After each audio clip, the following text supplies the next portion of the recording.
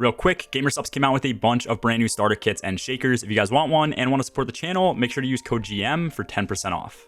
Yo, what's going on, guys? It's G Miners here. You guys really seem to like my end game content void build that I posted 2 days ago. I used it a ton for my day 1 King's Fall clear and wanted to share it with all of you. So in this video, I'm going to go over the solar build that I also ran. I ended up using this build in particular for entrance, totems, and then also Golgoroth. I also do have a stasis build that I always have ready to go for raid races. So if you want to see that, let me know in the comments below. The nice part about this build is that it doesn't revolve around any one particular exotic. For the most part, I choose to run stag for the damage resistance and the ability for some quicker rift spam for my team. Aeons also work on this build, which once again have been a staple for getting good day 1 clears, but you could also swap this to Phoenix Protocol or even Luna Faction Boots if that's what your team needs. The reason I run stag is because there is never an instance where it's not useful. Even in extremely mobile encounters, there is still always a spot where you stop and either add clear or deal damage, so having a rift with 25% damage reduction comes in clutch. And then we also get energy back whenever we are critical, so if you combine this with high recovery, your rift is almost always up when you're low on health. A place where this came in especially clutch was for Golgoroth. We had 3 warlocks, so we were able to place down wells and rifts for each of the 6 orbs that we dealt damage at. And when it came to the rifts, the 25% damage reduction made it way easier to survive while being under power. Before I get into the full build and everything that we're running, if you guys do end up enjoying the video, make sure to drop a like and sub down below. Subbing is completely free. It helps me out a ton, and you can always unsub later. And while you're at it, make sure to join the Discord and check me out over on Twitch. This build is going to heavily revolve around chaining kills for restoration ×2 to stay permanently procced, and to do this, you're going to need the right setup in your Solar 3.0 subclass. First up, as I already went over, Well of Radiance is going to be the play like 99% of the time for your super. Dawnblade honestly isn't bad if you need to add clear, but if you're going to use a super for add clear in the current meta, you honestly might as well just use it to spam special finishers and use something like Forbearance nonstop instead. So Well is definitely the play. And then next up is going to be Healing Rift and then Healing Grenades. I think grenades are great to use for add clear and even fusions for damage, but going through King's Fall and even Vow of the Disciple, add clearing with primaries was more than easy enough, so having healing grenades for survivability is much more favorable. For the aspects, first up and most important to the actual build is going to be Touch of Flame.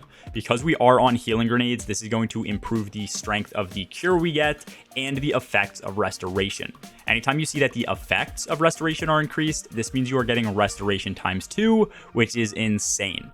If you just have restoration ×1 applied, this is going to be similar to sitting inside of a healing rift, which is still super solid, but restoration ×2 is like being in a Well of Radiance at all times. Unless you get one shot or are getting aggroed by every ad that exists, you're basically invincible, and the cure from popping this nade is also going to allow you to go from critical up to almost max health instantly. And then your teammates are also going to get the ×2 restoration effects from your nade as well, so this build makes you super tanky, and then also seconds as a support build for your team.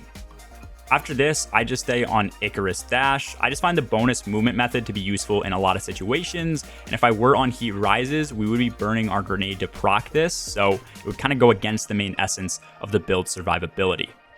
After this, there is one aspect which is a must-have. This is obviously going to be Ember of Empyrean. Solar ability or weapon final blows extend the duration of both restoration and radiant effects. So not only can we proc restoration ×2, but as long as we keep getting kills, this never runs out.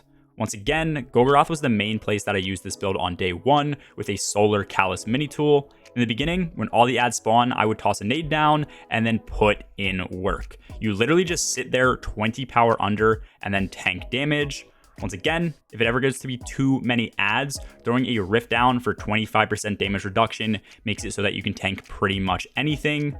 The best part about this fragment and our build is that if any other teammate is on Solar with this, then they too can have ×2 restoration infinitely.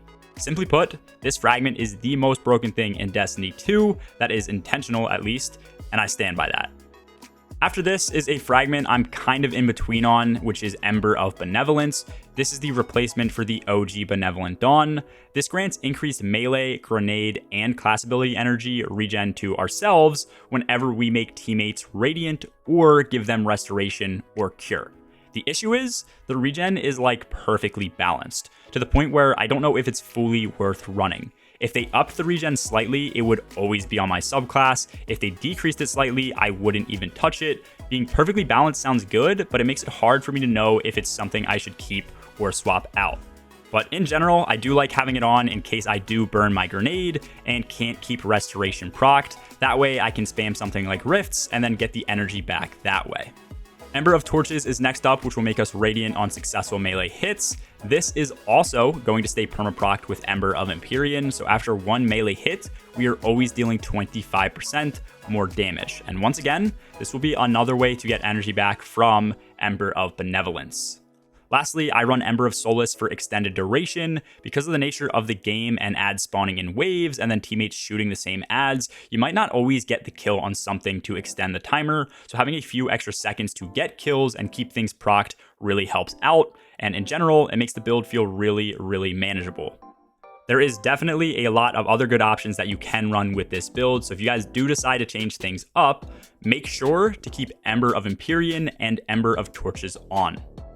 Let's now take a look at the best weapons that you can run with this build. First up is the Callous Mini Tool. I have two roles for this weapon. The first one is Unrelenting and Incandescent. This is the standard role for like 95% of people that use this weapon in PvE, but in endgame content, Incandescent is either hit or miss. What I found feels much stronger is the role Threat Detector and Surrounded. Threat Detector makes the weapon feel great, especially with the bonus reload while near enemies, and since it is an SMG, we should always be near enemies while using it, not like you're sniping acolytes from 40 meters out with it. And then also, we do have Restoration ×2 at all times with this build, as we went over, so even in endgame content, you don't have to be afraid to get near enemies. Surrounded, on the other hand, makes our weapon hit like a truck. Surrounded is a 30% damage boost, and then with Surrounded spec, this hops it up to 40% in total. The enhanced version should also be another multiplicative 5% if you want that. This extra damage makes getting kills to keep Restoration procced much easier, and then we also are getting the 25% from Radiant, so compared to normal, this is going to hit like 75 to 80% harder, which again is something you really want in endgame content when under power. The only other main weapon I will use is going to be Explosive Personality. I have my main crafted version with autoloading and frenzy. You can run any solar weapon you want. I just find that these work best with the way I like to play the game, and then they allow me to get a lot of kills relatively quickly. Mods for this build are going to be a bit harder to use because we don't really have any abilities to spam or anything like that. The main place Well comes in clutch is going to be for boss encounters, so you're going to want something like High Energy Fire. I know Well is a 25% buff and it does override this. However, in something like the Golgoroth fight once again, after we burnt 3 wells, we were out of this buff. So having High Energy Fire on for backup is going to be clutch. I also tend to run Harmonic Siphon with most of my builds so that I can generate orbs constantly. So having Taking Charge will pair well with this too, as we'll always have a way to consistently get High Energy Fire up. Other than that, the other mod slots are free, so if your team chooses to run Font of Might, or you need something like Supreme Wellmaker for your teammates, that option is there as well. All you do with this build is throw down a nade, then use your melee, and then proceed to kill everything that moves. Restoration ×2 makes you nearly invincible. It allows your teammates to get Restoration ×2 and keep it up if they also have Ember of Empyrean. And if ads ever deal more damage than you can heal for, just throw down a Rift for 25% reduction if you're on stag.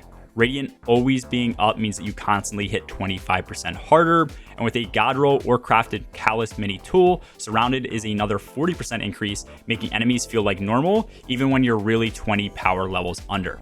Just like the Void build, this also keeps your kinetic and heavy slots free for maxing damage output against bosses, and you can support your team even further with something like Supreme Wellmaker if they're on stasis with Reed's Regret.